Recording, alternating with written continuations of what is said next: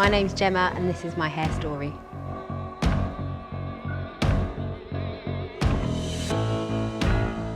My hair can be quite difficult to work with.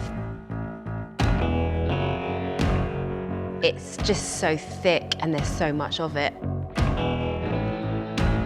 I like my hair best when it just looks natural, when the curls are tight and glossy. I use a diffuser to try and get it like that, and that's what really works for me.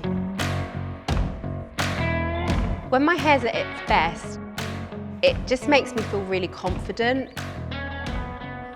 I just love it being big and amazing.